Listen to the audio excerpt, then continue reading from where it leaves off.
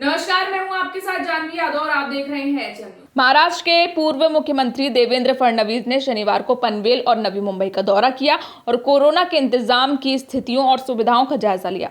उनके साथ पूर्व मंत्री रविंद्र चौहान, विधानसभा के नेता प्रतिपक्ष प्रवीण दरेकर, विधायक प्रशांत ठाकुर, महेश बाल्दी एवं पनवेल की महापौर कविता चौतमोल भी मौजूद थे।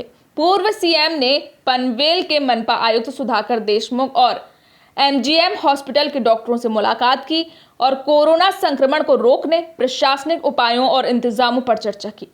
फडणवीस ने कहा कि जिस तरह पनवेल और नवी मुंबई क्षेत्र में कोरोना संक्रमण बढ़ रहा है, उससे मौजूदा इंतजाम कम पड़ने लगे हैं, इसलिए वेंटिलेटर और आइसोलेशन सेंटर उपलब्ध कराने के साथ ही सरकार को संवेदनशील होकर और अधिक इंतजाम करने होंगे।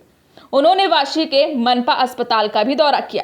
पनवेल के बाद नवी मुंबई मनपा मुख्यालय का दौरा करने निकले पूर्व मुख्यमंत्री ने नवी मुंबई मनपा आयुक्त से मुलाकात की और कोरोना उपचार इंतजामों पर विस्तृत चर्चा की। इस दौरान विधायक गणेश नायक, मंदा म्हात्रे, महापौर जयवंत सुतार, जिला अध्यक्ष रामचंद्र धरत समेत तमाम पदाधिकारी उपस्थित थे। मीडिया से रूबरू होते हुए देवेंद्र फडणवीस ने कहा कि नवी मुंबई में एपीएमसी में सबसे अधिक कोरोना संक्रमण बढ़ने का खतरा है, इसलिए यहां थर्मल टेस्टिंग और रैंडम टेस्टिंग बढ़ाने की जरूरत है।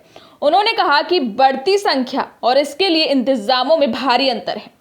वेंटिलेटर और आइसोलेशन सेंटर बेहद कम है। राज्य सरकार ने इसे पूरा करने का जो तरीका अपनाया है वो ठीक नहीं है। उन्होंने कहा कि संक्रमण की संख्या का अनुमान लगाते हुए आगे समय के लिए बड़ी संख्या में इंतजाम करने की जरूरत है। उन्होंने कहा कि अब सिविल हॉस्पिटलों को नॉन कोविड हॉस्पिटल में कन्वर्ट करना जरूरी है। उद्धव सरकार द्वारा महानगर पालिका आयुक्तों के तबादले के सवाल पर देवेंद्र फडणवीस ने कहा कि नॉन परफॉर्मेंस हो सकती है, लेकिन एक साथ सभी आयुक्तों का ट्रांसफर इस बात का संकेत देता है कि सरकार कहीं ना कहीं अपनी विफलता छुपाने के लिए आयुक्तों का ट्रांसफर करना, अपनी जिम्मेदारियों से पल्ला झाड़ना चाहती है। पूर्व मुख्यमंत्री ने सरकार और मंत्रियों और पार्टियों में समन्वय का बड़ा अभाव बताते हुए कहा कि थाने आयुक्त के तबादले पर नगर विकास मंत्री शिंदे को नहीं पता था। सरकार कहती है कि कोरोना से निपटने के लिए सभी इंतजाम है, लेकिन आयुक्त बताते हैं कि वेंटिलेटर और ऑक्सीजन बेड पर्याप्त नहीं है। ये इस बात का संकेत है कि सरकार और प्रशासन के बीच तथा खुद सरकार के मंत्रियों के बीच समन्वय का भारी अभाव है। उन्होंने कहा कि सीएम के साथ सभी दलों को साथ खड़े रहना चाहिए, लेकिन महाअघाड़ी के नेता जो कहते हैं उनके कर्तृत्व में नहीं दिखता है। सच्चाई ये है कि सरकार जो निर्णय ले रही है और जो काम कर रही है उसमें सरकार की प्राथमिकता क्या है ये समझ नहीं आता है। उन्होंने कहा कि मुख्यमंत्री उद्धव ठाकरे को सख्त निर्णय लेने की जरूरत है।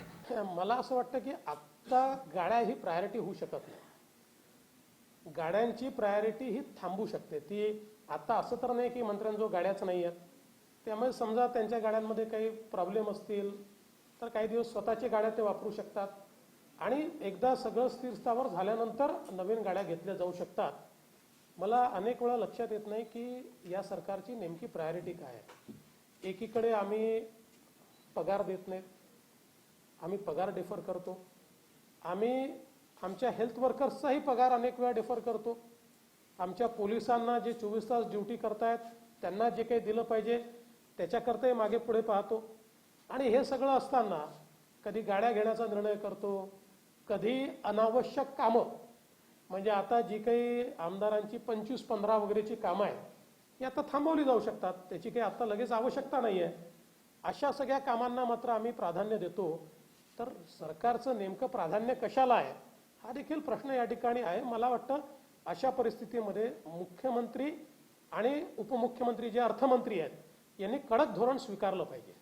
हमारी न्यूज़ आपको पसंद आई हो तो वीडियो को लाइक करें और हमारे साथ जुड़े रहने के लिए चैनल को सब्सक्राइब कर बेल आइकन को ज़रूर दबाएं, जिससे हमारी सारी अपडेट्स आपको मिलती रहें।